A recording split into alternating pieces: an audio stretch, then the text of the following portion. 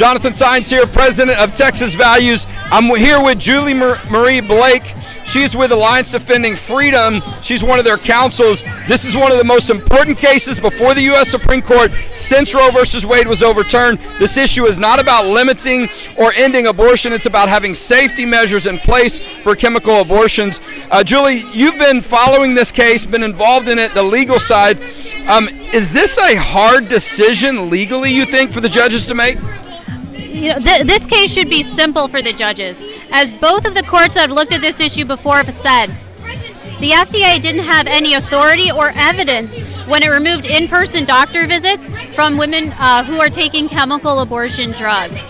Both courts said that if you look at the FDA's own label, 1 in 25 women who take chemical abortion drugs will end up in the emergency room. And the FDA said its own studies on this question were, quote, not adequate to remove in-person care. The FDA says this is a high-risk drug. The FDA says that women have serious adverse events from these drugs. Complications like life-threatening infections, uncontrolled bleeding, excruciating pain, needing emergency surgeries, needing blood transfusions. The FDA knows these drugs are dangerous, and it has recklessly abandoned the health and safety of women and girls. Well, in many ways, I think you could argue, too, it's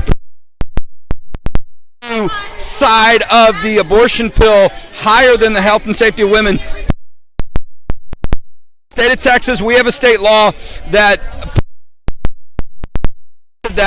but who knows? I mean, how can you regulate? These things come through the mail, can be very difficult, and we know a lot of times there's an issue of shame sometimes abortion. I don't think, I don't want women to feel that way, but we know they usually don't even tell anyone they're doing this, and then when this happens, and so we're going to hear what's going on in the courtroom in just a minute, an update. But I know your colleague is there, Erin Hawley. I bet she's doing a great job, and I'm sure y'all have a lot of faith in her.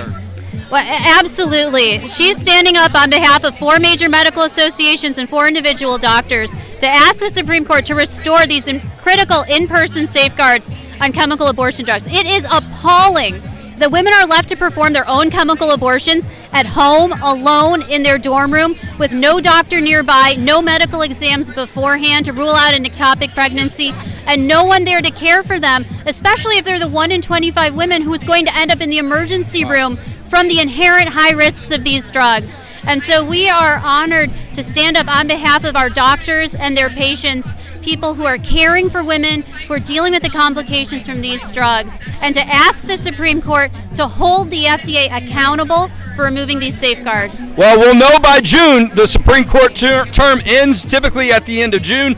We'll have a decision soon.